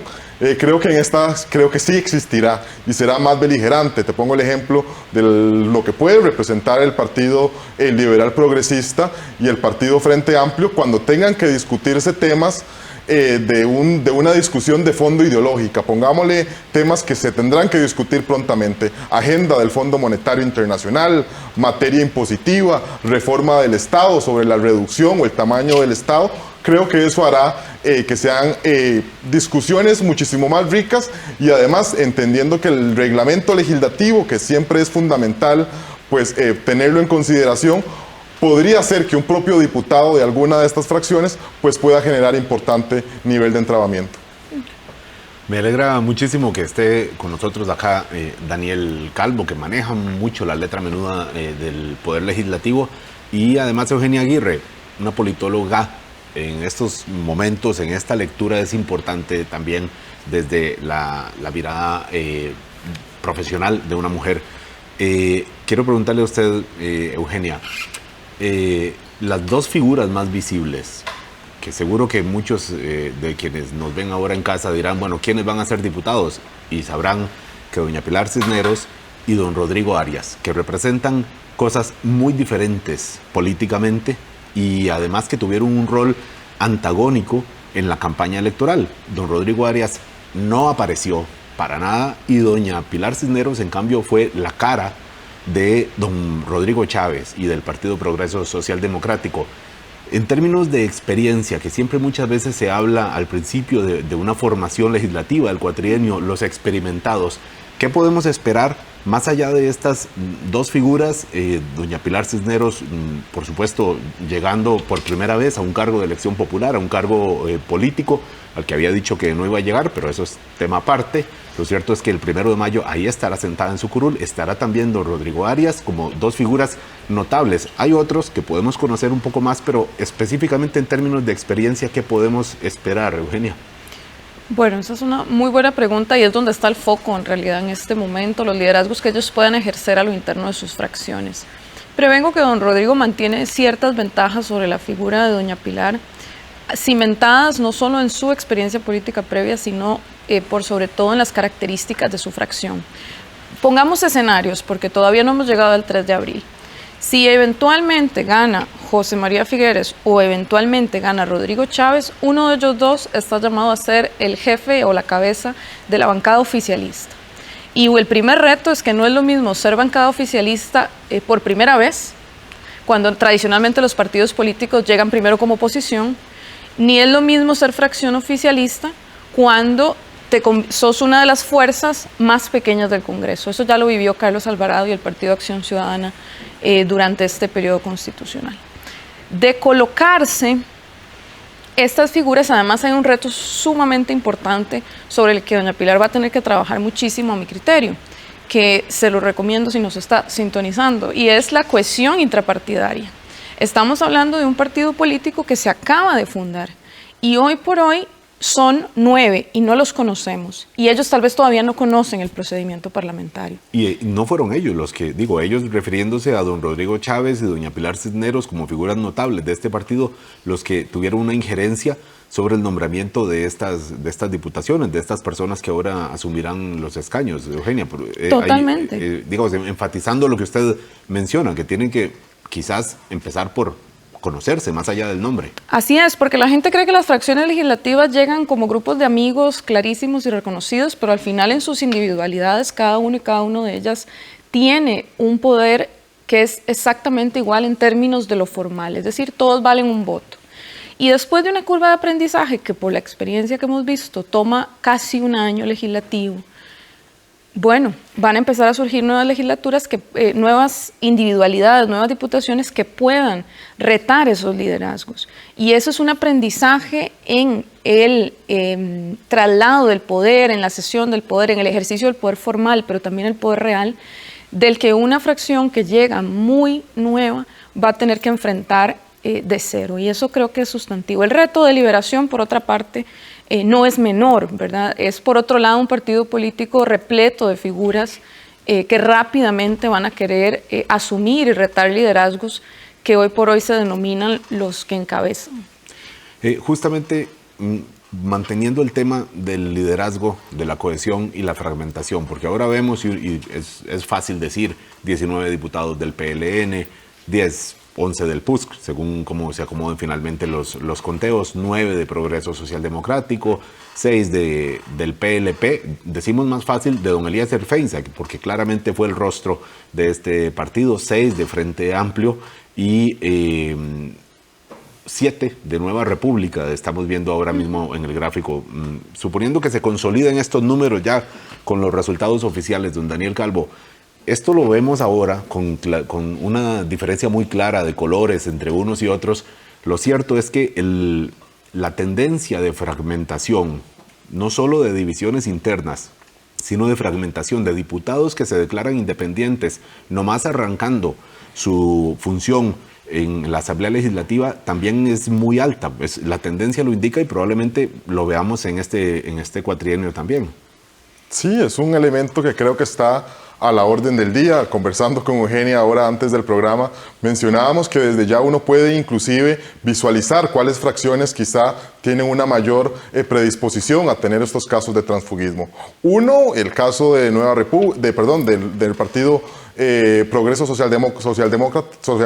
Democrático, que en razón de que lleva diputados nobles, diputados nuevos, de que no hay una cohesión, como bien lo mencionaba Eugenia, de esa propia fracción, y además de que creo yo es víctima o será víctima de un éxito repentino, y lo vivimos con temas de cuando al Frente Amplio le sucedió lo mismo, el Movimiento Libertario le sucedió lo mismo, inclusive a Restauración Nacional, son quizás lo que pueden tener más casos de ese tipo de transfugismo. Otro es el Partido Unidad Social Cristiana, que sus mecanismos de elección interna creo que les lleva a caudillajes territoriales, y creo que eso permitirá a que en algunas formas pues puedan existir ese tipo de casos, y será vital para ese mapa que mostrábamos ahora de lograr la cifra mágica en la Asamblea Legislativa, que son los 38 votos. Según uno pudiera ya especular que vaya a existir un bloque entre el Partido Liberación Nacional, entre Unidad Social Cristiana y tal vez Nueva República, pero quedarán faltando ahí votos que serán claves justamente para jalar y lograr esa cifra. Perdón, Daniel, ¿con qué criterios podemos pensar para explicar a la población que podría haber eventualmente una alianza entre Partido Liberación Nacional, PUSC y nuevas repúblicas, y entre ellos representan cosas diferentes y antagonizan en muchos aspectos. Mire, creo que al menos es lo que hemos podido observar del comportamiento desde la Asamblea presente. Hemos visto cómo en algún momento se han conformado, también son los que, por decirlo de algún modo, ya tienen una experiencia, están conscientes también de la situación política del país, y uno podría especular, pero como bien lo mencionas, Álvaro, yo estoy lanzando solo uno de los posibles escenarios. Existen una multiplicidad de escenarios y de configuraciones, y eso creo que también dependerá de la temática de discusión que en ese momento se apunte. Claro. El tema de los liderazgos es un tema fundamental porque hay liderazgos muy marcados. Recién mencionábamos Rodrigo Arias, Pilar Cisneros, Eli Feinsack va a tener un liderazgo muy pronunciado sobre su propia fracción. En otras fracciones el liderazgo está más difuso, más repartido. Estoy pensando en la fracción del Frente Amplio. Ahí uno podría identificar a Sofía Guillén, la economista Sofía Guillén, como una de las personas que podría encabezar, pero también hay otra mujer con un liderazgo fuerte, que es Rocío Alfaro, asociada al Sindicato de Educadores. Liderazgo en el Frente Amplio no está tan claro, liderazgo en el Partido Unidad Social Cristiana tampoco está tan claro. ¿Cómo se pueden dirimir esos roles, Eugenia? Bueno, vamos a irlos conociendo, es lo primero que voy a decir. No tenemos ya una respuesta. Uno conoce los antecedentes de ellos, pero aproximarnos a una bola de cristal podría ser un juego engañoso. Creo que en el caso del Frente, juguemos a qué tienen en juego cada uno de estos partidos respecto a sus liderazgos. Recordemos, en el caso del Frente Amplio se encuentran en una disyuntiva importante, puesto que vuelven a aumentar su número de diputaciones después de la fracción más numerosa que tuvieron en el periodo 2014-2018, y asumen el reto, tras severas críticas de la ciudadanía, de los medios de comunicación y en otros espacios, de que esta fracción legislativa genere resultados en términos de su agenda programática. En consecuencia, el liderazgo que se escoja necesariamente tendrá que ser uno que priorice no solo la cohesión intrapartidaria, sino también el abordaje de los públicos que están fuera de la Asamblea Legislativa. Recordemos que las decisiones no se toman solo entre las 57 personas que están ahí sentadas, sino los sectores con los que éstas se relacionen. Y por otro lado, el reto del Partido Unidad Social Cristiana, considero a mi criterio que en términos de liderazgo es el más complejo, puesto que, como lo mencionaba Daniel hace unos minutos, por error de origen o por situación de origen, cada uno de ellos y cada una de ellas representa un liderazgo dentro de su territorio, pero no necesariamente es un liderazgo que responde a la figura de la ex candidata presidencial o del comité ejecutivo del partido. vimos importantísimos roces por este tema en la fracción legislativa que está por concluir, fragmentaciones que yo diría la fracción que más se fragmentó a partir de, por ejemplo, no poder seleccionar un jefe de fracción y hacer esta lógica de cojefaturas, este tema de los transfugistas que se postulan por otros partidos políticos inmediatamente. Casos ya hemos visto, y esta fracción que está por irse es la más ilustrativa de ese reto. Además tienen muchas personas jóvenes con muchísimo entusiasmo y capacidad que también tendrán que ponderarse con personas de altísima experiencia como un Horacio Alvarado, una Vanessa Castro, que ya han estado en esto que es la política. Eugenia, aprovecho. Uno esperaría que haya un liderazgo del candidato presidencial, de la figura, del rostro que por muchísimo es el más conocido del Frente Amplio, que es don José María Villalta, y me parece que él ha dado mensajes en esa dirección y reconoce que uno de los errores de fracciones del pasado del Frente Amplio es justamente la falta de una participación un poco más directa. Esta fracción, tal como está compuesta, sí es gente más afín a José María Villalta. Varios de ellos han sido asesores legislativos de él, y uno esperaría que lo tengamos más a la mano a el saliente diputado y ex candidato presidencial hasta ahora, ¿no? Sí, la apuesta que hace el Frente Amplio es una apuesta hacia la renovación de cuadros, y pese a que tal vez José María Villalta no vaya a ser la cara visible más importante de esta gestión de la fracción legislativa, en definitiva va a tener un rol importante y no podemos hacer menos ese liderazgo que él por años ha venido formando y que le garantiza al Frente Amplio en 2 ocasiones consecutivas con su candidatura presidencial aumentar su número de diputados. Ahora, ¿con quiénes se sientan el jefe de fracción o jefa de fracción del PUSC y el Frente Amplio. Ese es el reto. Con un Rodrigo Arias y una Pilar Cisneros, con 2 candidatos presidenciales futuros, personas que no están iniciando su carrera política. Y ahí en ese juego de 6 fuerzas, el liderazgo que se pueda ejercer y las individualidades que se puedan ir formando en esas fracciones pueden ser claves para alcanzar las mayorías y ver esas separaciones temáticas que mencionaba Daniel. Daniel, una similitud que veo entre la Asamblea Legislativa que inauguró Carlos Alvarado, la administración Alvarado Quesada, y esta, que no sabemos cuál es el nombre que va a tener la administración, es que inician la administración Alvarado, el Congreso de Carlos Alvarado inició con el hueco fiscal y había que ver qué hacía, cómo se cerraba ese enorme agujero que amenazaba con tragarse el Estado completo y con que no se pudieran pagar aguinaldos. Había una histeria colectiva muy fuerte. Este Congreso inicia con el tic-tac del Fondo Monetario Internacional. ¿Cómo ves que puede darse la dinámica?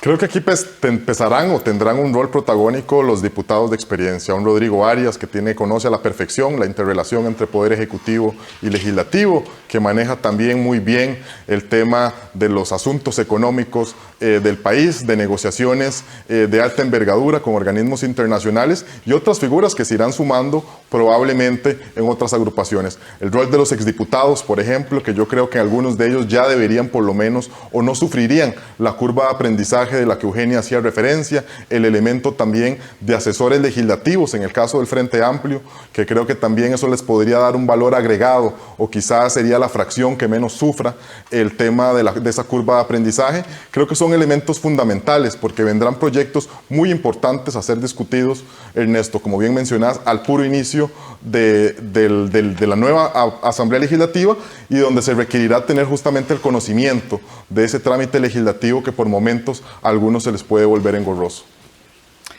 Daniel, Eugenia, muchísimas gracias. Se nos terminó el tiempo del espacio, igual que nos pasó en el bloque anterior.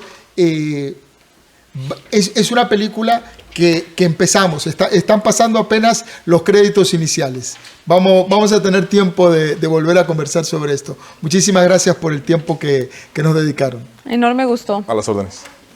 Nos vamos a una pausa y ya regresamos.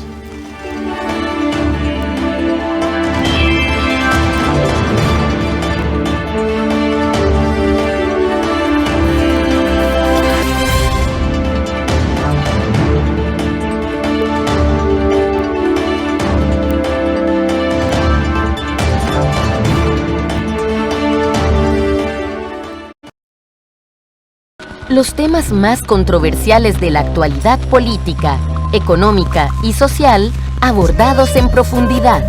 Pasan varias cosas con el espacio público. Estamos construyendo cada vez más chico y cada vez que construimos más chico le estamos volcando a la ciudad cosas que antes vos haces en tu casa, las estamos volcando hacia afuera. Relatos. El sábado a las 7:30 de la noche, aquí en 13. Costa Rica Televisión. ¿Quieres aprender inglés? Ve ABC Mouse, aprende inglés y aprende conmigo. Aprenderemos las palabras para los días de la semana, Tuesday, formas y mucho, mucho más. Y prepárate para bailar. Aprende inglés de la manera más fácil y divertida. ABC Mouse. Los sábados a las 11 de la mañana, aquí en 13, Costa Rica Televisión. Esta semana en El Hombre Ideal. El Dr. Chon dijo algo de relaciones públicas. A todos nos pareció muy raro. Somos una clínica. ¿Para qué necesitamos a alguien así? A ti lo que te pasa es que estás celosa de ella. Puedes decirme la verdad. En la clínica ahora no necesitan a alguien como yo, ¿cierto? ¿Qué es lo que pasa? ¿Por qué estás vestida así? Una comedia romántica diferente. De lunes a viernes a las 6 de la tarde. Aquí en 13, Costa Rica Televisión.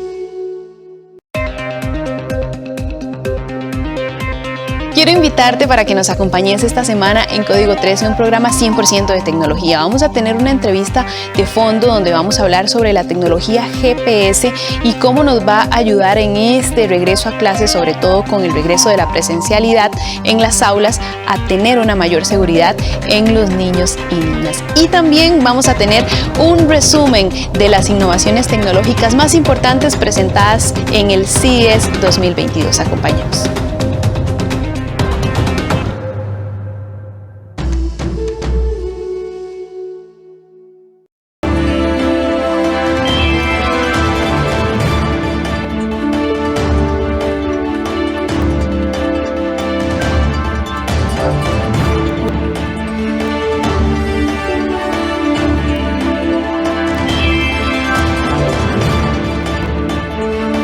Estamos de regreso en Zoom Electoral, un programa con vértigo, en donde lamentablemente muchas de las cosas más divertidas pasan en los cortes.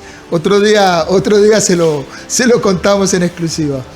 En este segmento vamos a tratar de analizar un poco el tema de las estrategias de campaña, de lo que pasó, de a quién le rindió más y a quién le rindió menos el esfuerzo, de quienes tenían la brújula del Perla Negra mejor ubicada, que apuntaba, tenía el norte perfecto, y quienes no, y lo que viene. Y para eso nos acompañan el analista Saúl Buceta y el estratega digital Rogelio Umaña. Buenas noches, Rogelio. Buenas noches, Saúl. Buenas noches. Buenas noches. Primero, Saúl, en tu opinión, ¿qué definió la primera ronda? ¿La estrategia, la calidad del candidato o factores externos? Me parece que fue una combinación de todos ellos, ¿verdad?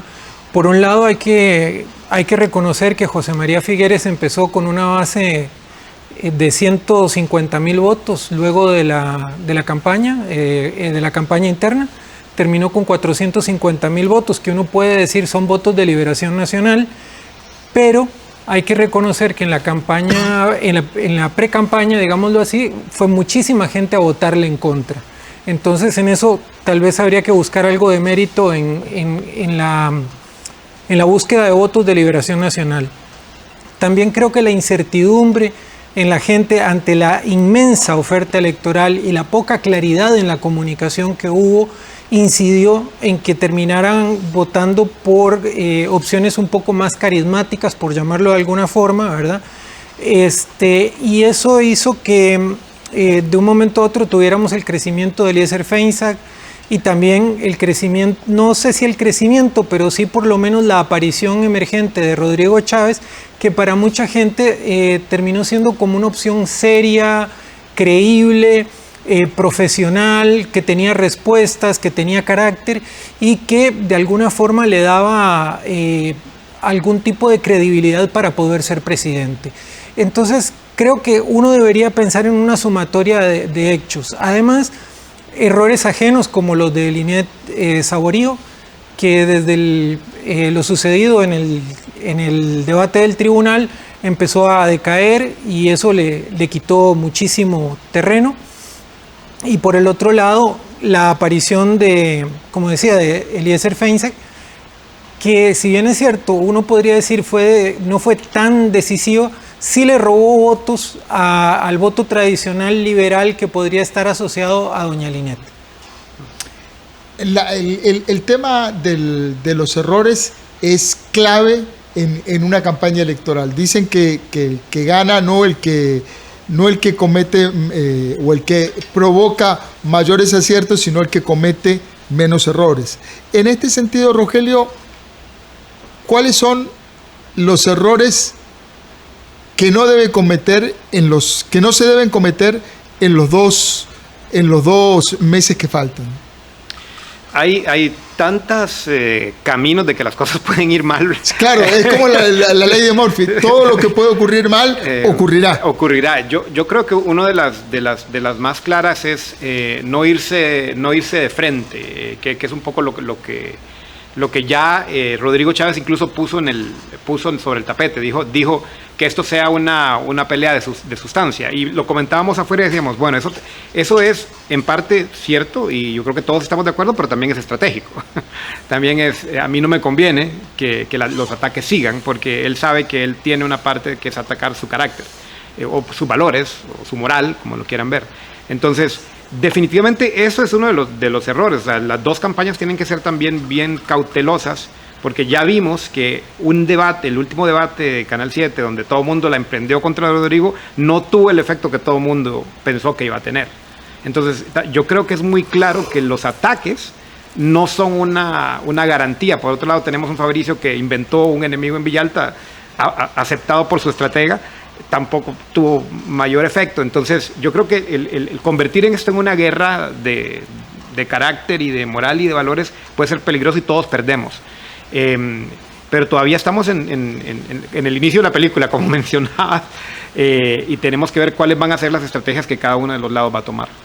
Gustavo, pensaba que durante toda la primera ronda, desde la prensa y desde las candidaturas, se estaba buscando cuál era el elemento polarizador, qué elemento servía como esos imanes que uno ponía al revés y se repelían, que había funcionado muy bien durante el proceso electoral anterior.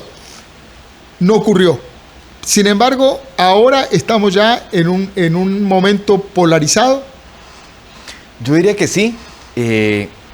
Me parece que hay algunos elementos que hay que tomar en consideración antes de hacer la aseveración de si las campañas funcionaron o no funcionaron, también que me parece que juegan y son elementos de carácter externo, antes incluso de la polarización, Ernesto.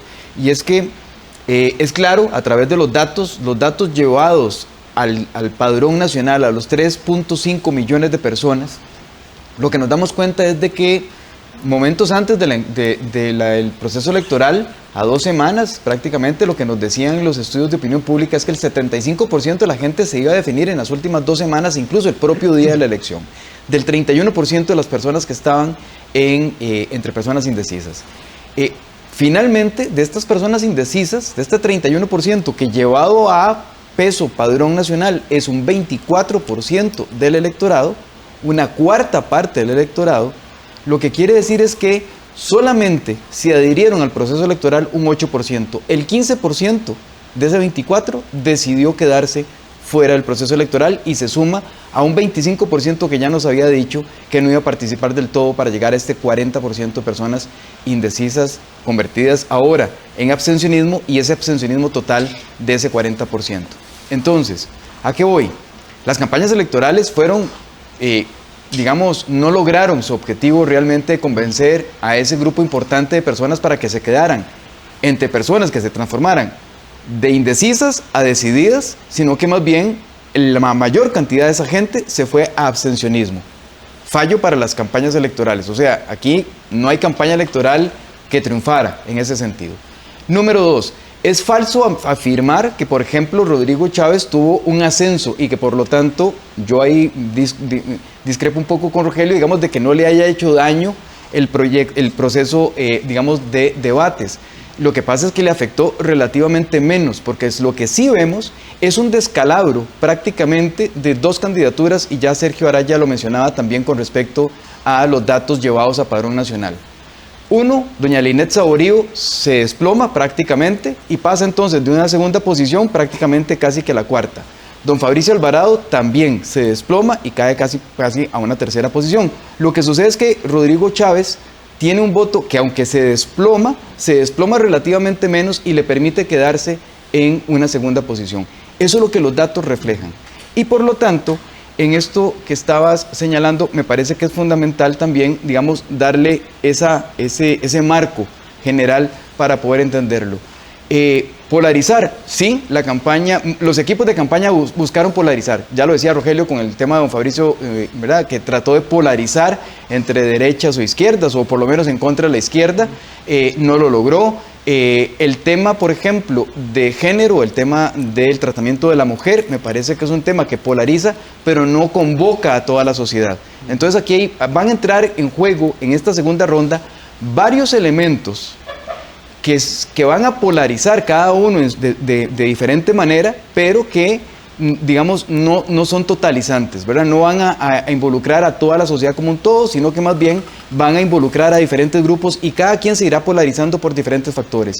Ya lo decía Carlos Sandoval, se va a polarizar por el tema de populismo, se va a polarizar, y ya se ha señalado aquí también en este programa, por el tema de género, por el tema de mujer, se va a polarizar también por las propuestas, ¿verdad? El realismo o irrealismo que esté presente en las propuestas, y me parece que hay una otra serie, por ejemplo, el tema de la institucionalidad, sin duda alguna, me parece que van a haber diferentes elementos de polarización, ninguno de ellos, y esta es la parte interesante, ninguno de ellos por diseño. No es por diseño de las campañas electorales, es porque ya la sociedad costarricense está polarizada de previo. Ya no hay que polarizar, digamos, costas versus centro del país. Ya el país está polarizado, y así en muchos otros temas. Y lo que va a suceder durante la campaña electoral, me parece a mí, es un acomodo, ¿verdad? Cómo se van a ir acomodando los diferentes grupos sociales dependiendo de la oferta de cada una de las dos candidaturas que están en disputa. Saúl, el tema, ahí escuchando lo que el razonamiento de Gustavo sobre las polarizaciones, las distintas polarizaciones, una polarización múltiple, la que plantea, el tema de lo emocional va a ser fundamental. El voto es emoción en una enorme medida. ¿Cómo sentís que puede ser la mejor estrategia para manejar ese conjunto de emociones tan diversas que están gravitando a la hora de decidir el voto en segunda ronda? Gracias, Ernesto. Sí, ahí yo creo que lo que entran en juego varias variables, pero una, y para mí la más importante, es que al menos la campaña de Figueres no permita que esta campaña sea sobre Rodrigo Chávez. Si todo es que Rodrigo Chávez es populista, es un acosador y no tiene experiencia, Rodrigo Chávez gana, porque todo se polariza en torno a la figura de Rodrigo Chávez, y entonces la pregunta es si voto o no voto por Rodrigo Chávez, no si voto por Rodrigo Chávez o por José María Figueres, que fue lo que sucedió en la elección de José María Figueres, que la situación con José María Figueres era tal, ¿verdad?, con el tema del caso Chemis y demás situaciones, que la gente decidía si votaba a favor o en contra de José María, pero nunca se consideró mayormente el voto sobre Miguel Ángel Rodríguez. Aquí es a donde deberíamos trazar la primera línea. En segundo lugar, efectivamente hay mujeres muy indignadas y muy molestas con lo que sucedió. No quieren ver a don Rodrigo como presidente, pero el manejo que hagan ellas de esta indignación y de este enojo va a ser clave para que de nuevo no se presente esta situación que comento de polarizar innecesariamente sobre la figura de don Rodrigo. Adicionalmente está el tema de las capacidades de don Rodrigo, que don Rodrigo ha demostrado a lo largo de esta campaña que es una persona que tiene un discurso lineal, pero que es incapaz de salirse de ese discurso, porque en el momento en que uno lo corre un poquitito a la derecha o un poquitito a la izquierda de ese discurso, sea en lo económico o en lo social, se cae. Es decir, sacarlo de guión a don Rodrigo es muy fácil, y es una persona que yo considero no es hábil para levantarse, y quedó claro en el debate de Canal 7. Si bien es cierto, le pegaron tan duro que todo el mundo pensó, y me incluyo, que no tenía para dónde agarrar, me llama mucho la atención que él no tuvo en ese momento ni los arrestos ni la inteligencia para poder devolver y decir, bueno, miren, esta es mi posición, yo he actuado de esta manera, etc. Se quedó en neutro y realmente murió en el debate, o sea, realmente desapareció. Rogelio, uno de los temas a la hora de la estrategia es cuánto se arriesga del capital de credibilidad que el candidato tiene. El otro día Gustavo me recordaba las lecturas de Pierre Bourdieu de la época de la universidad, tema de cuánto capital uno arriesga y conviene arriesgar en una etapa determinada. Rodrigo Chávez es menos conocido que José María Figueres. José María Figueres es un hombre ampliamente conocido y eso no siempre le juega a su favor. Tiene una coleta negativa ahí también. En otras ocasiones hemos visto candidatos que rehúyen la exposición pública porque dicen, no voy a debatir, no voy a sostener un debate, me voy hablándole a mi propia audiencia.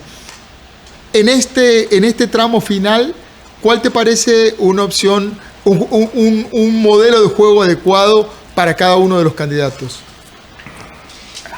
Vamos a ver, don Rodrigo no tiene miedo a la exposición. Yo creo que hay que esperar que él va a salir con todo, va a seguir con todo. Él lo ha repetido, él ha dicho, a mí no me importa que me increpen, yo digo las cosas de frente, por eso se le ha tildado de populista, de autoritario.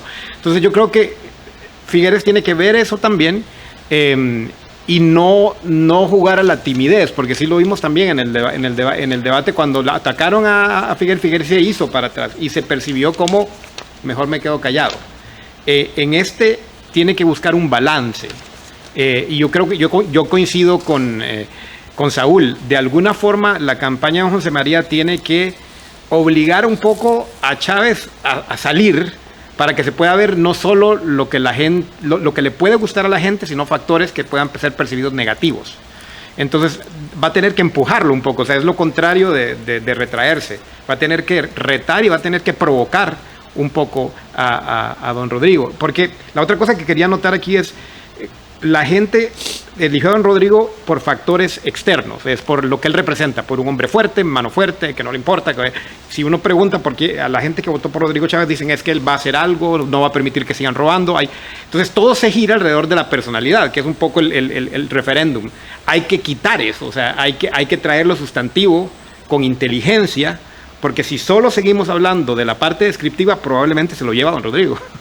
Entonces yo creo que don José María tiene que ser hábil. Yo hablaba casi que era como política judoka. Es como usar la fortaleza del otro lado para poder exponer sus debilidades. O sea, va a tener que ser de parte de la campaña de José María una campaña bastante hábil y bastante inteligente. La estrategia va a tener un enorme peso en este tramo final y la calidad de los candidatos, la calidad intrínseca del producto candidato, del producto José María Figueres, del producto Rodrigo Chávez. Rogelio Umaña, se nos fue el tiempo. Saúl Bufeta, se nos fue el tiempo. Gracias, compañeros, por habernos acompañado. Con todo gusto. Nos vamos a una pausa y ya venimos.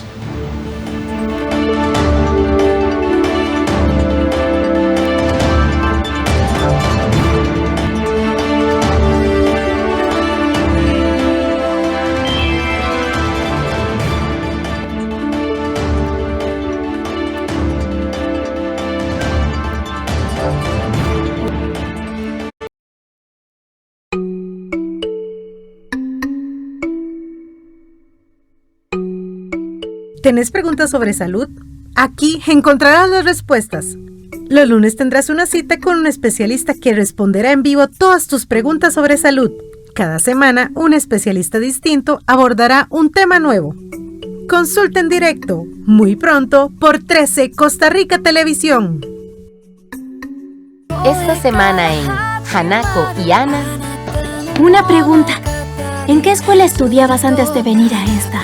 Lo voy a dejar a su imaginación. ¿Dónde está el dormitorio de Hayama?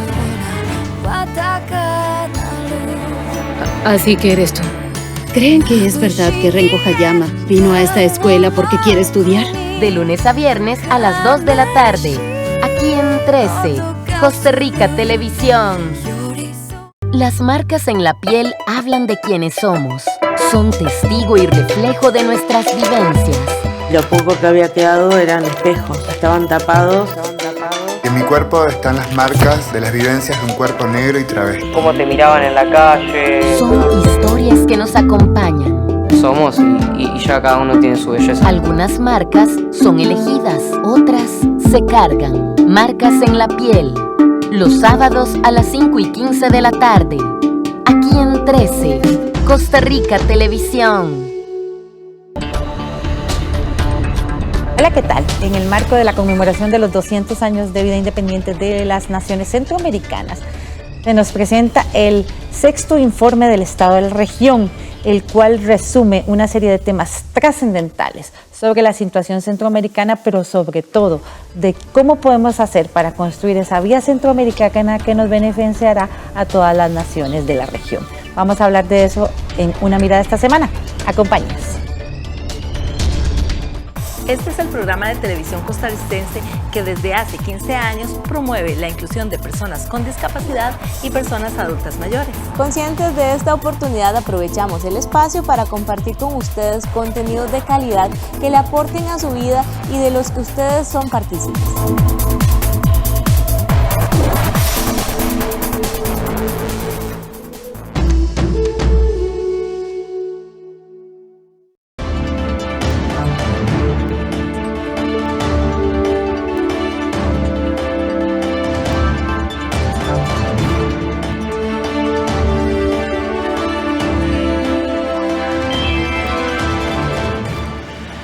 Cerramos prácticamente ya el Zoom electoral. Es muy interesante lo que mencionaban ahora Rogelio, Saúl, lo que se ha comentado, considerando, y con esto quisiera ya empezar la despedida también, que hay dos cifras importantes para recordar. 1.400.000 personas no votaron, por las razones que fueran, pero no votaron, y 1,5 millones de personas sí votó,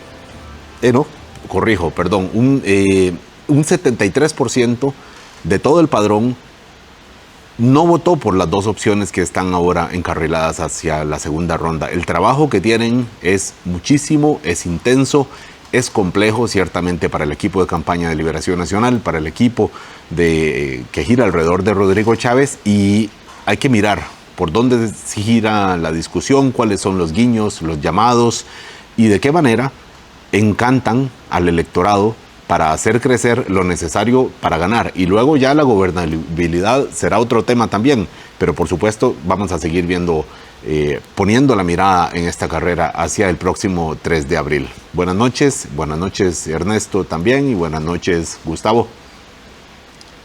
Así es, Álvaro, buenas noches. Ya nos vamos despidiendo, un programa intenso, hablamos de populismo, recibimos una clase doctoral sobre política contemporánea, estrategia, redes, un programa intenso, un momento político intenso, la necesidad de todos de compartir con el prójimo, con el conciudadano, lo que estamos viviendo, las pocas certezas que tenemos. Como vos decís, una tarea inmensa, como decía Álvaro, una tarea inmensa por convencer a un enorme grupo de gente que sigue buscando. A unos días después de la primera ronda, aún sigue buscando. Nos vemos de hoy en el próximo miércoles. Gustavo. Muchísimas gracias por habernos acompañado. En términos políticos, falta una eternidad para el próximo 3 de abril. Así que tomémonos el tiempo. Todos los días van a traer noticias diferentes, todos los días va a haber elementos diferentes, y como bien lo apuntaba Álvaro, hay elementos muy sutiles que hay que estar haciendo una lectura muy pormenorizada de qué es lo que sucede en nuestro ambiente político y que va a determinar los próximos 4 años. Muchísimas gracias por acompañarnos.